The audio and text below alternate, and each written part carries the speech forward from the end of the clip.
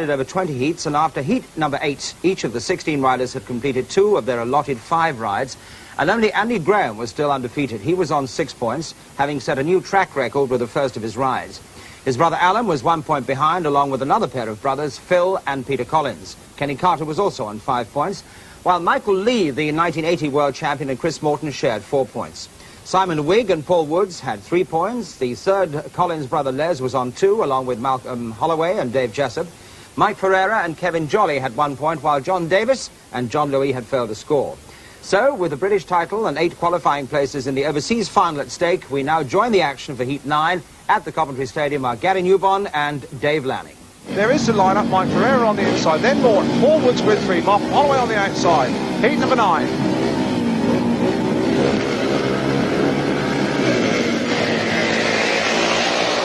And it is from the inside, Mike Ferreira who gets away. Morton is second. In third place it's Woods, and at the back it is Holloway. So this, again, is something of a surprise, because Ferreira, the Zimbabwean, made the start, and he has got Chris Morton really ducking and diving on his back wheel and looking for his point of attack. It's going to come around the outside.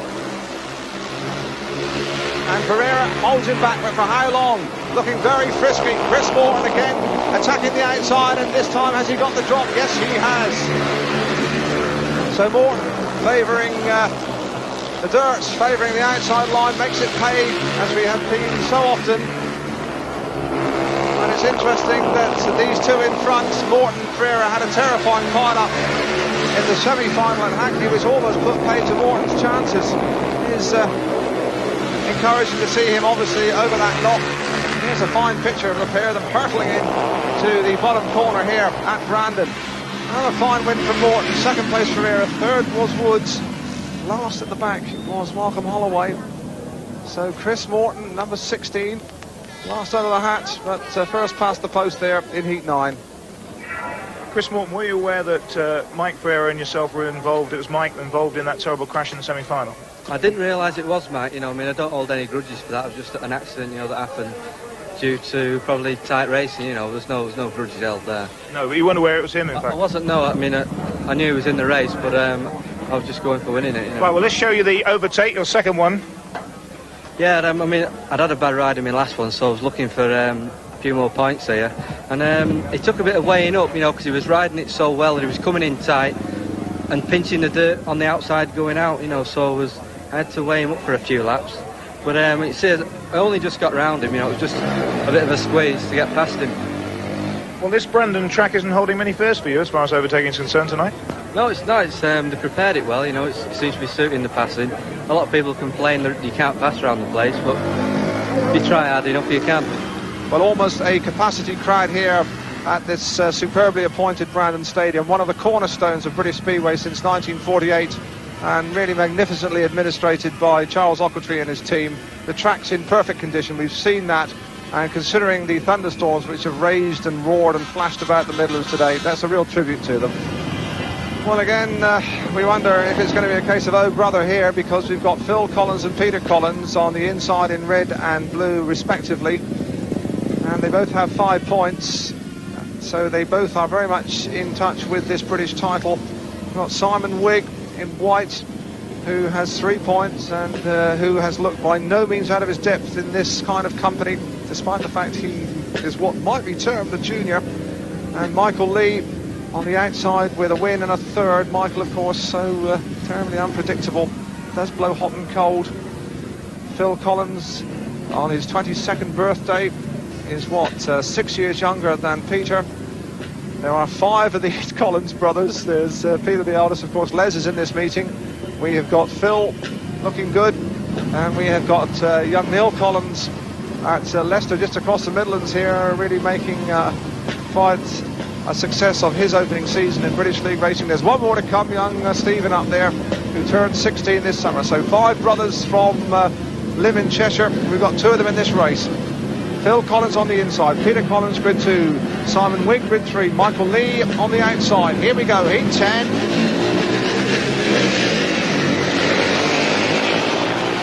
And it's a narrow squeeze up to the first corner, but it is Peter Collins who shows. Lee gets around the outside of Phil Collins, Wiggs at the back. That really was a torrid first corner. The what a cracking start from Peter Collins. And the old maestro looks to be very much back on form, and his brother Phil is by no means finished as he boldly moves up to tackle Michael Lee for second place. And that's a fine piece of cornering from Phil Collins. Just look at this for Speedway. Who said you cannot pass it, Coventry? We've seen it around the outside now, we've seen it on the inside from Phil Collins. And the Collins boys are having a British final to remember. This is Peter. There's Phil in second place. There's Peter, number 5. And, well, almost a carbon copy. Down the back straight, this is the last lap. Peter's going to win it. Phil is second. Michael Lee is third. And it really is a heartening sight to see Peter Collins back to something like his old world champion best, and brother Phil looking as though he might at last follow in his tyre prints. Well, it isn't often you see Peter Collins get away, but he's in grid 2 here.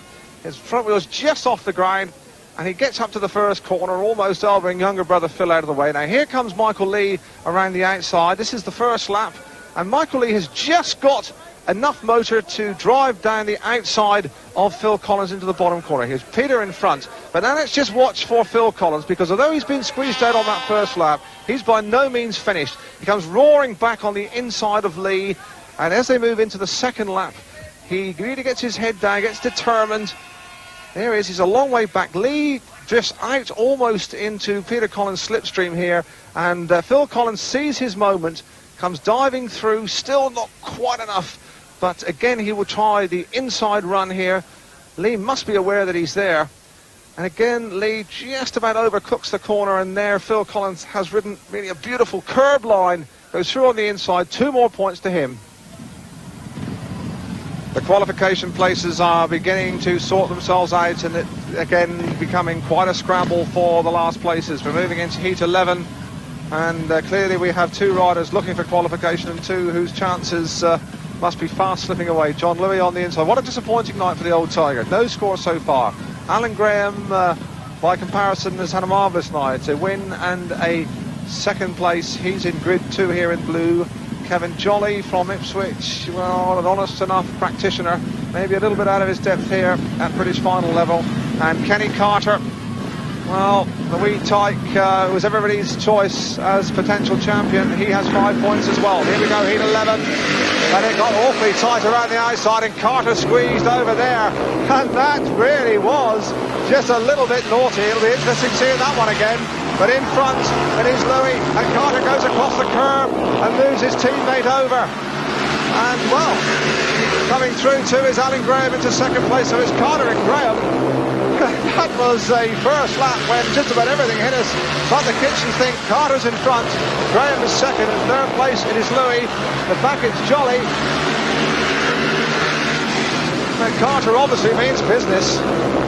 He zoomed across at the start, he shot up the inside, and Jolly has moved past Louis into third place as well. So Tiger Louis has gone from first to last. And Carter, whose tactics on that first lap may well bear scrutiny, is in front and looking again well set for 3 more points. He wins it. Carter 3 more. Alan Grahame 2. He'll be happy with that. In third place it was Jolly. But oh dear. Well, that first lap was well worth another look. Well, just watch Kenny Carter here on this first lap. Right from the start, he's leaning across on Kevin Jolly, gives him a nudge. But all the action there in the first corner as Carter comes across. Graham's in the sandwich. Louis on the inside. Grahame gets squeezed out there with all the elbows flying. But Louis is down in the front here. Now, just watch for Carter, because he really boldly moves under his teammate. Now, his front wheel's over the white line. They did both of his wheels go over the line. It didn't look it. But it certainly moved John Louis over and left a hole for Alan Grahame to come through. That really was spectacular action from the Yorkshireman. Kenny, 1 or 2 anxious moments for you in that heat at the start? Yeah, I made a bad start. My clutch was dragging me into the tapes, and I thought, I'd made a sort of bad start. So we'll show it to you now. Yeah. You thought what? Yeah, my bike was pulling me into the start, and I had to hold it back. And when the front wheel lifted, I come into the corner, and I just sort of, I couldn't get there. And when I come on the inside of John coming out, because I was not getting any drive coming around the corner, and then I saw John, so I decided to come back on the inside. But as I turned on the inside, so did John, and my front wheel hit the curb, but my back wheel, I just saw was on the track, and just went from there then. So there's no problems about that at all, was there? Well, I wasn't too happy, I think I had the wrong gear on and my bike was spinning, but hopefully we can tune it up, 3 points, only 1 drop so far tonight. Yep. Heat 12, John Davis on the inside has had a desperately unhappy evening. Les Collins in grid 2 could do with some points too. He's seen both his brothers really gathering the points in every race, and he really will have to move some now to qualify. And the same might be said for Dave Jessup, the England captain and a world-class performer without any doubt. He's only got 2, whereas on the outside we have the apple cart merchant. Really has upset the form book, Andy Grahame, although Midlanders will say it's no surprise to them. He really has been in superb form, unbeaten. He is the leader after 2 races. He'll be looking to 3 points and a win here to maintain that top spot on the leaderboard. There is Andy Grahame in his first British final. So Davis on the inside, then Les Collins, grid 3, Jessup on the outside, Andy Grahame, here we go, heat 12.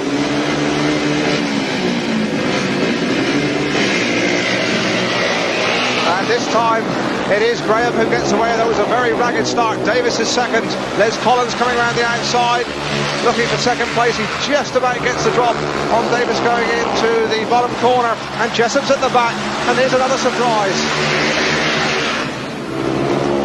Grahame didn't look to have made the start, but he certainly made up an awful lot of ground up to the first turn, and he's well clear now and kicking on.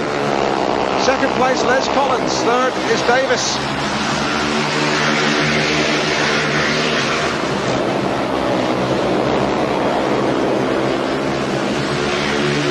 Collins is certainly making a little bit of ground on Grahame, but this slender young man from Birmingham doesn't make any mistakes and goes very, very quickly. There's the battle up front. We look back, and there, just going out of our picture, till John Davis in third place. This is the leaders. So it's going to be Andy Grahame, still unbeaten. Second place, Les Collins. Third, Davis and Dave Jessup. Now, there's a surprise. No points for DJ, the England captain.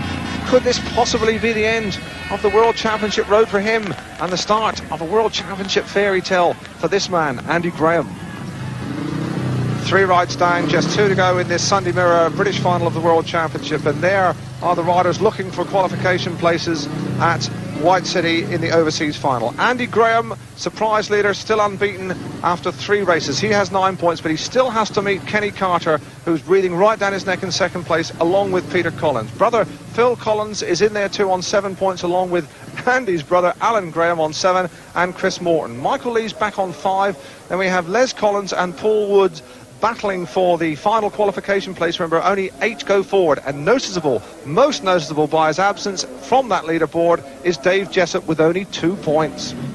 Well, what a start for you two Grahame brothers. Andy the clear leader and you 4th place equal, Alan. What about your brother first of all? What a dramatic start for him after 3 rides. I think he's doing very well, Gary. The way he's going, I don't see any reason why he shouldn't win it here today. Well, Andy? Yeah, well, Gary, I'm pleased myself. I came here just with the attitude to qualify. I am in with a chance of winning it, and let's hope I can pull it off, yeah.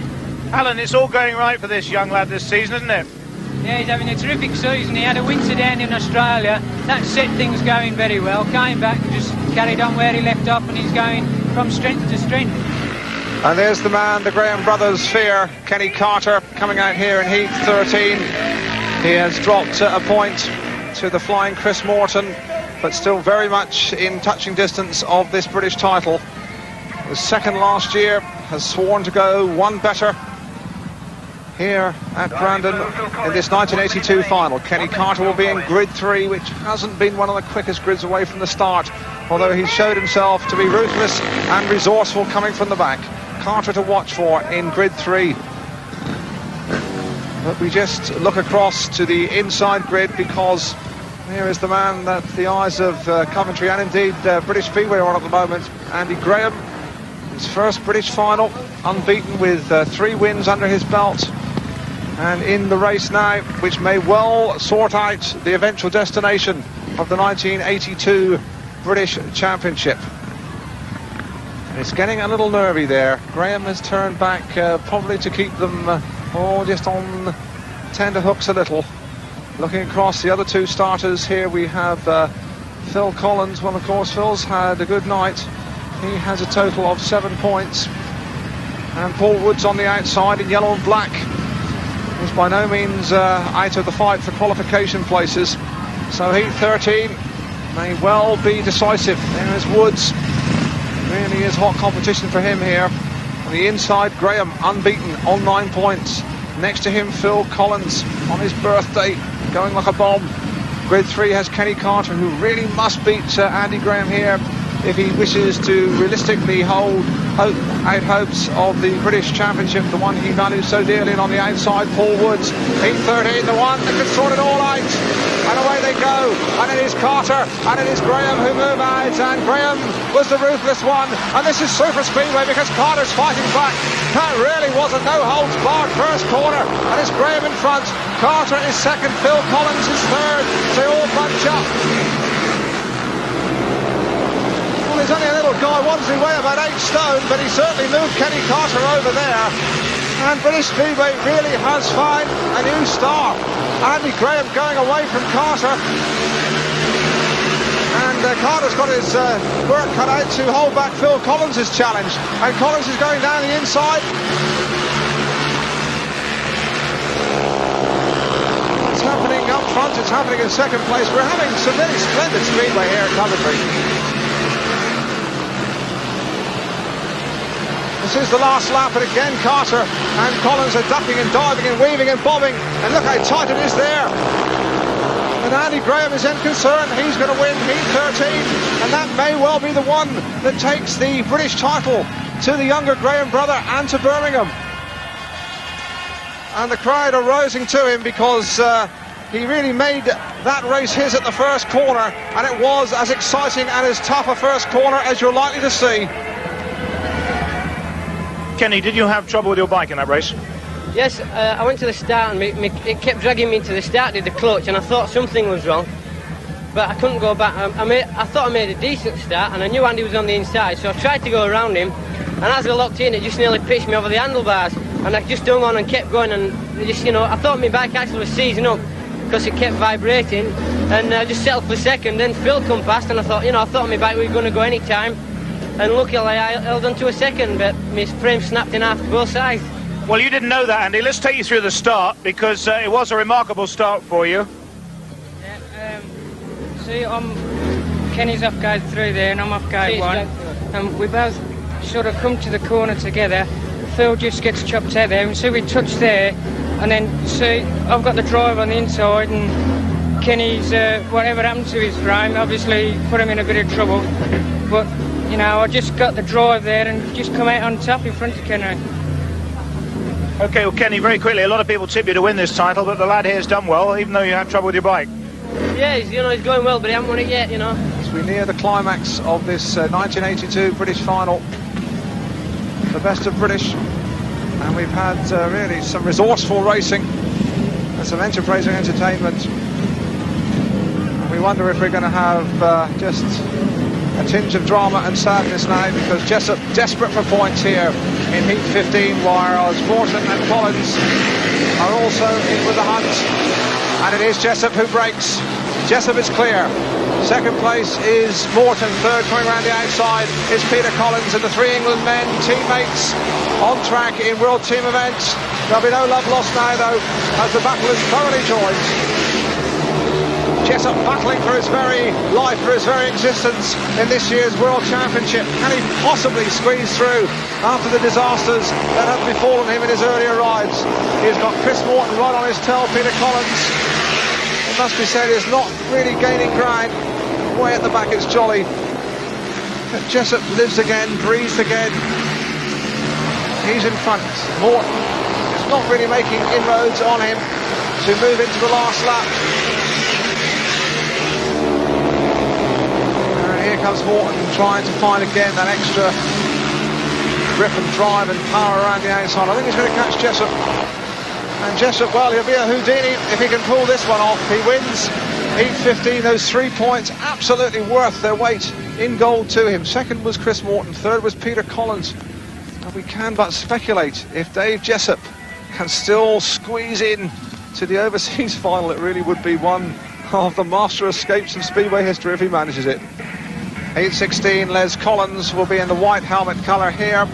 After collecting a duck first time out, he's had 2 consistent second places, but can't afford to slip, to drop any more points here. This is Heath 16. On the inside, Alan Grahame, one of the oh-so competitive Grahame brothers. His younger brother Andy's in front. Alan will be looking to consolidate a qualification place here in 16. Mike Ferreira in grid 2. Les Collins looking for points to grab one of those 8 places at White City in grid 3. On the outside, Simon Wigg, by no means disgraced in this his first big-time international Speedway individual meeting.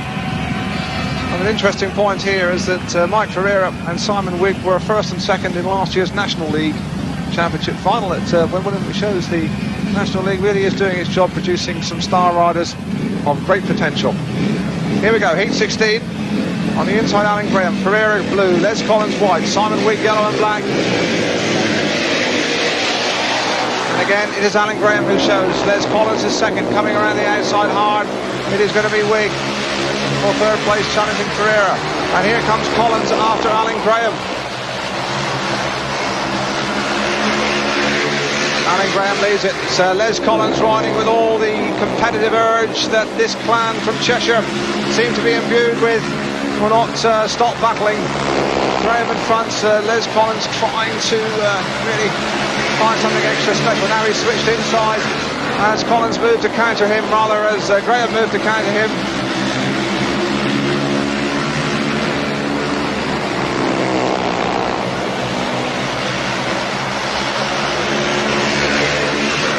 Into the last lap. Can Les Collins possibly find that little bit of extra? Alan Grahame has ridden an immaculate line, has not allowed him an inch of space, and is going to collect 3 points for his efforts. 3 more for him. He must surely go forward now to White City. Les Collins collects 2 more precious points. In third place, it was Mike Ferreira.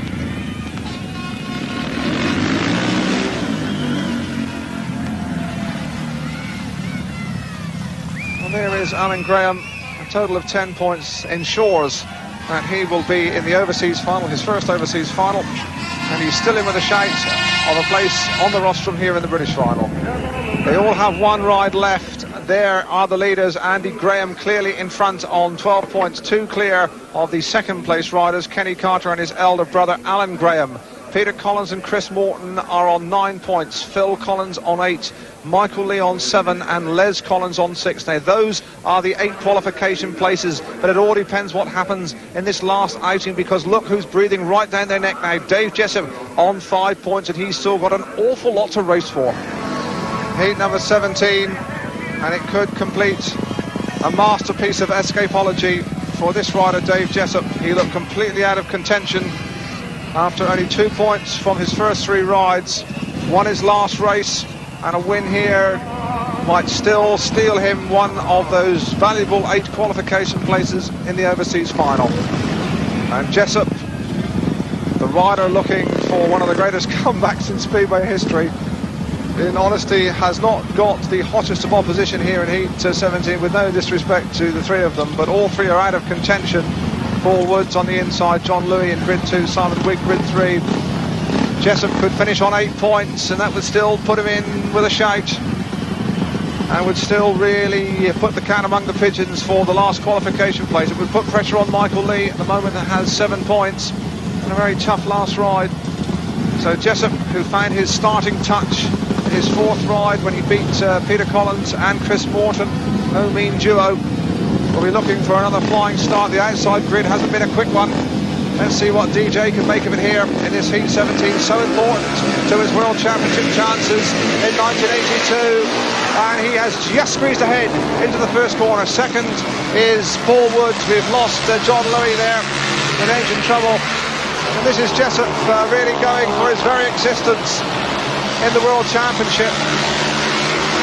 He's in no danger, but such is his record of mechanical breakdowns that all of us who have admired his skill and his flair and his sportsmanship over the years now just keep our fingers crossed that the bike keeps going, because David has such an appalling record of mechanical letdowns. It really would be a great tragedy if his bike should go now.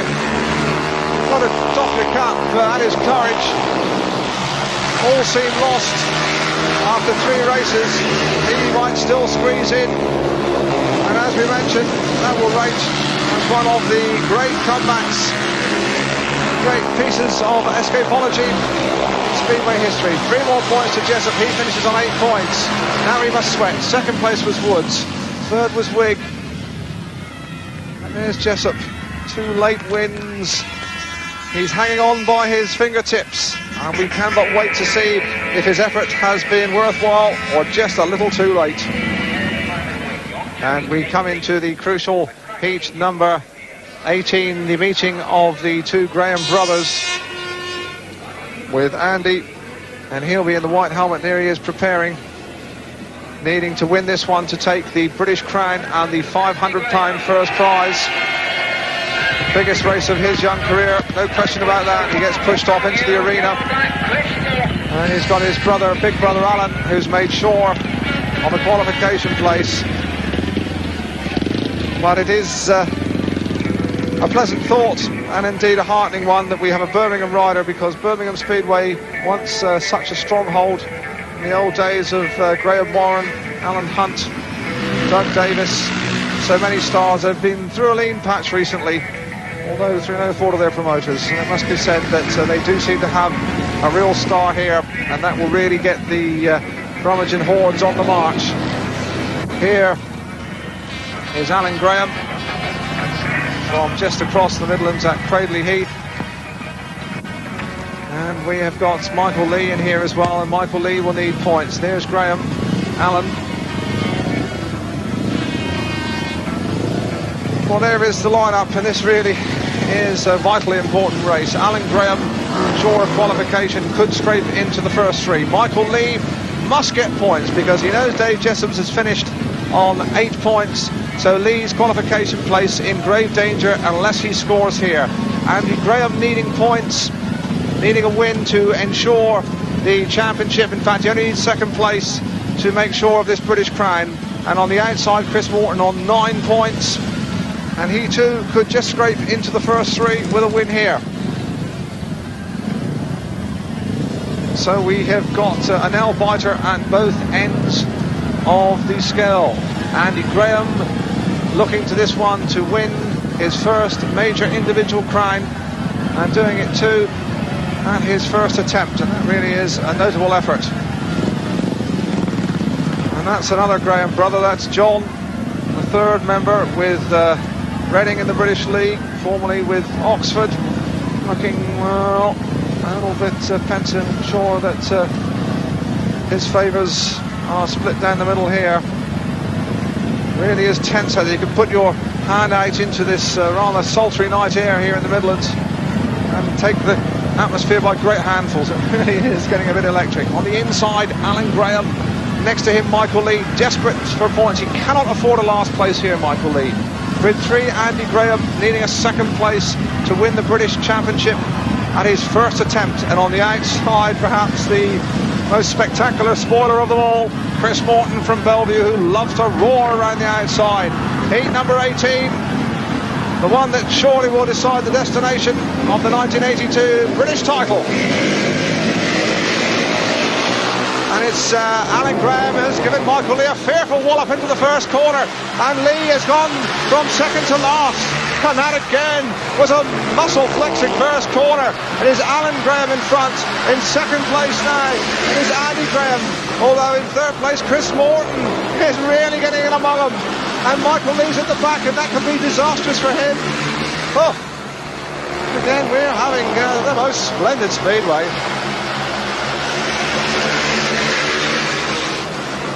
So it's Alan Grahame in front, brother Andy in second place, Morton still buzzing around the boards, and Lee looks as though he might well be out of the World Championship. The second place will be enough for Andy Grahame. Certainly not getting any favours from big brother Alan. And I don't suppose you'll ask, Freddie. And after what? About half a lap, he won't need any. Because it is a benefit night for the Grahams. Alan wins it, but Andy Grahame it is, who is the new British champion. In third place it was Morton. And I'll bet the first man to congratulate him will be big brother Alan. There it is. And Brandon Stadium erupts.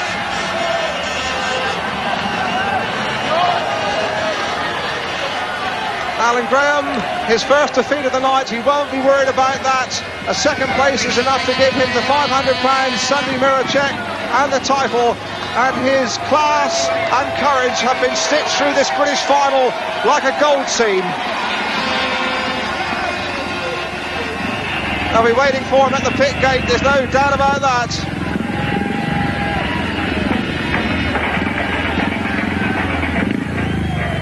Well, he's an unassuming young man. Just a shy smile.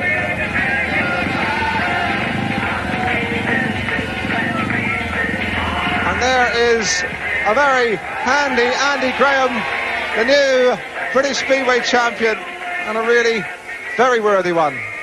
Well, Andy Grahame, you are the British champion. Yeah, I can't believe it, Gary. I came here to qualify, and well, Stevie B was in this position last year, and I can understand what it was like. It must have been fantastic for him, because he came here just to qualify, and he did the same as what I did, and I just can't believe it. How much do you have to thank brother Alan there at the start just to make sure that last heat? Oh, Alan and I had a talk before the race, and we decided we both was going to go for the race. You know, we had nothing planned, because if Alan did, like, Alan's in with a chance, like, still for second, I think, isn't he? Yes. So I was just delighted. Really. Well, what next? Qualify through to from the next one.